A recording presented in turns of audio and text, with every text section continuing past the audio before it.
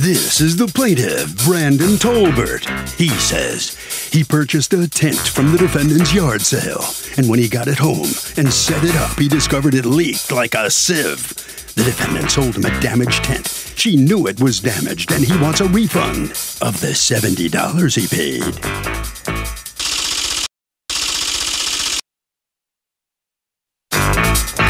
This is the defendant, Ada. She says the plaintiff set up the tent in a 60-mile-an-hour rainstorm and complained he thought it leaked. Well, the tent has screen windows in it. It's not an army tent, so of course some water got in. Oh, a refund? No way.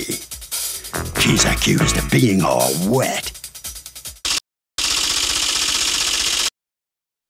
All parties, please raise your right hands. Welcome back to the People's Court. Next case on the docket. The plaintiff claims the tent that he bought from the defendant leaks, and she knew it. But the defendant says that the guy set the tent up in a mini hurricane, and the thing has screen windows, so of course it got wet inside. It's the case of unloading a leaker. Thank you, Douglas. You're welcome.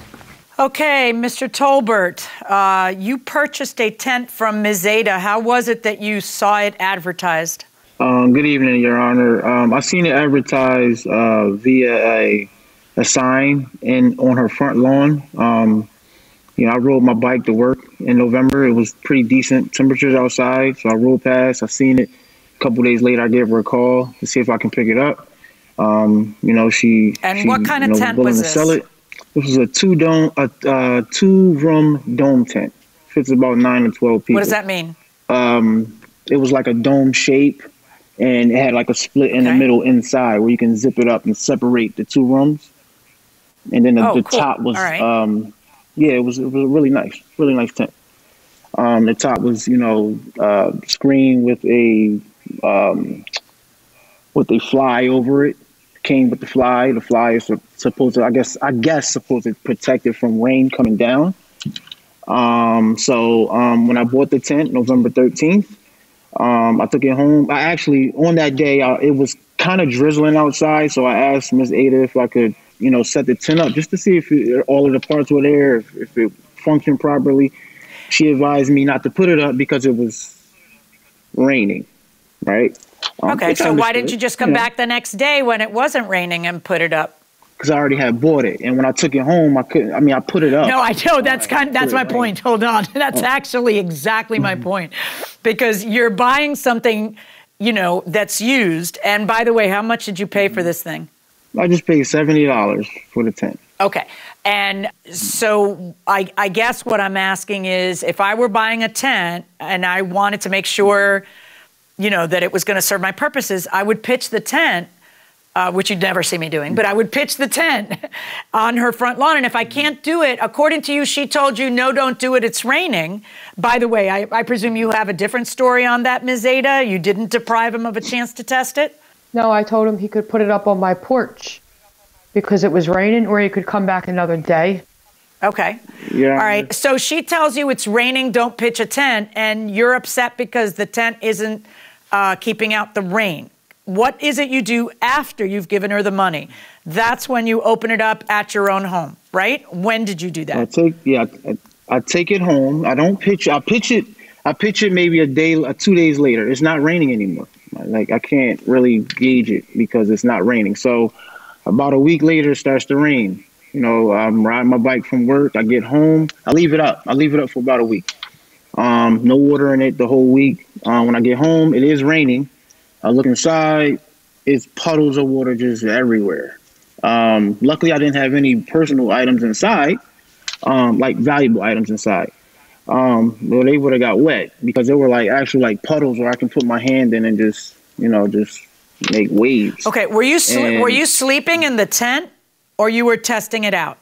No, I was just testing it out. It was during pandemic. Okay, got it. Me and my wife had children at home, so I thought it was a little getaway, for us in our little backyard. So yeah, you got sick of the kids. I love it. You got sick of the kids, so you got a getaway, or maybe your wife, and you got a getaway in your backyard so you can have some privacy. Right. Why didn't I think of that? That is brilliant. So did you have stuff in there, or you didn't have stuff in there? I just had a couple of chairs. It wasn't nothing that could be damaged. Chairs, pillows, things like that. Okay. You took some video. I want to play some of this video. Mm-hmm. and I don't know, it's just a lot of puddles everywhere. And then, but if you could see the top of the tent when it goes to the end of the video, it's like rain just like coming down inside. You can see it with the light shining. Puddles. This is a puddle here. And there's no like 60-mile-per-hour wind there. Like it's nothing. Well, the question is, what was the weather during that time? The question is not if when you took the video the weather was bad. So I could not just look at that. What's your, Ms. Ada, let me hear from you. What is your position on this? There was nothing wrong with the tent, Your Honor, at all. I did offer Mr. Brandon half of the money back. I thought that was well, good, because I felt bad because he left it up in a storm. And also he had called me multiple times to come pick up the tent, and he never came to pick it up until it was raining. So he could have came a different time. He also could have put it up on my porch, and I asked him if he was going to check it out on my porch, he would have to close it up. That would be the only stipulation, that I wasn't going to fold it up.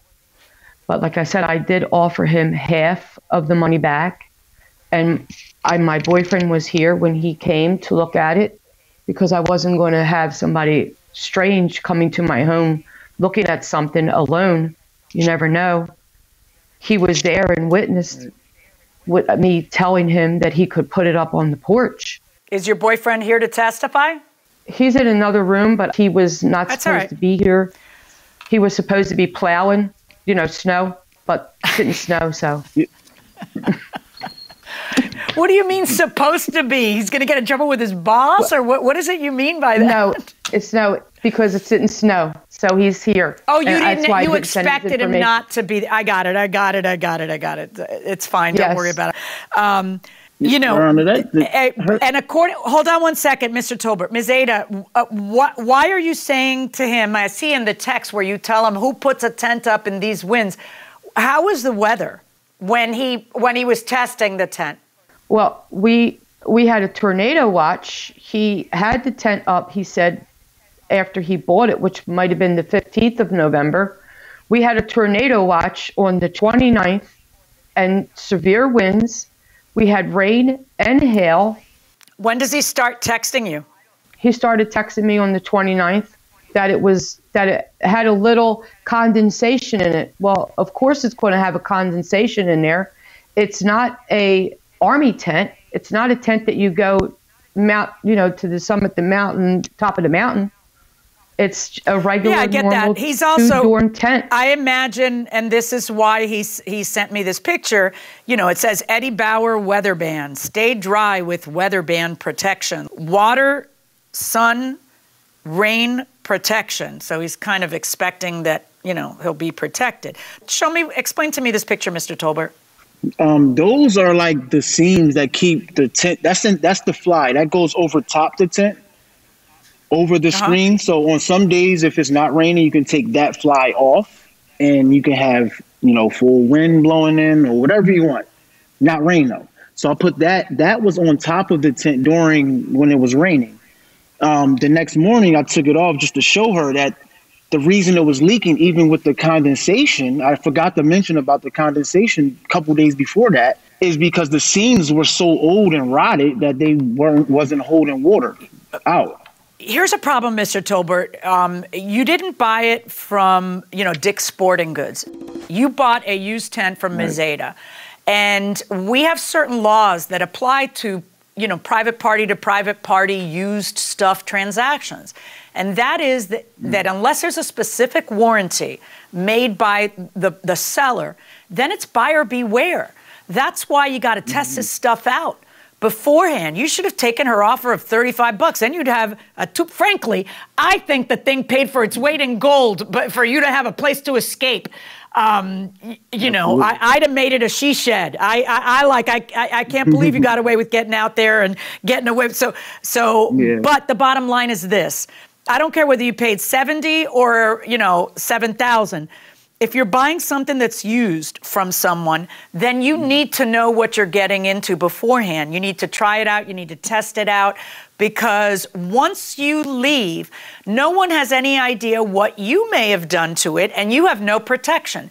So if it's inopportune to test it because it's raining or whatever else, then what you do, which lots of litigants have done before, is you take a pen and a piece of paper and you say to her, I'm going to buy it, but I need to try it out for a week. And she'll say, sure, no problem. And she signs something saying, I'll let you return it within a week if you're unhappy. Or she says, get on your way. I'm not doing that. Because the whole concept behind as is one and done. You pay the money, you are gone. We don't want litigation over and over and over in the realm of buying and selling used goods, because it would just be crazy. So unfortunately for you, she does not have to return your $70, and my verdict is for Ms. Ada. Good luck to both of you. Thank you. So the defendant prevails in this case. Mr. Tolbert, let me ask you a question. Obviously, it didn't work for you when it was raining, but you've had the tent for a while. Did you ever get to use it with your wife when the sun was shining and it was nice weather outside? No, yeah, I did. It was a nice tent, I got some use out of it. It's trash now, it's useless. I just felt like, Miss Ada knew it wouldn't hold up to rain, like it said on the paper, on the advertisement. She was just being very nasty and rude during our conversations with me trying to fix the problem. And I just think she smelled the sucker coming. I'm not really an outdoors person. And, I really didn't know what I was getting into with this whole tent thing. But now I know, there's not so many good people out there. Well, I understand. Well, I'm sorry for you. It's a shame it worked out that way, indeed. So let me talk to you, Ada. I think the plaintiff filed the lawsuit primarily because he was really upset with the way you talked to him and thought you were kind of nasty to him. How about that? Well, I don't know what he's speaking about. I just kept talking to him about the winds. Who puts a tent up in 60-mile-an-hour winds when a storm going on?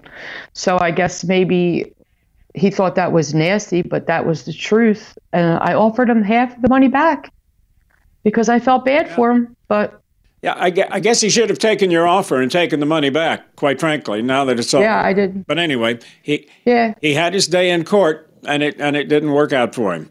All right, thank you very much, Ms. Ada. Appreciate it. All right, Harvey, what do you think about this case? So the plaintiff ended up with goose eggs. There's a reason for this. This was an as-is sale, as are most private sales, unless there's some kind of a warranty. In a situation like this, there were no representations made. There is no warranty. So the bottom line, I'm sure you've heard this maxim in the law because it exists. Buyer beware. Hey, John, what's the worst chore you do around the house? Question from Lucy. Hi, Lucy. Hi, Lucy. My worst chore.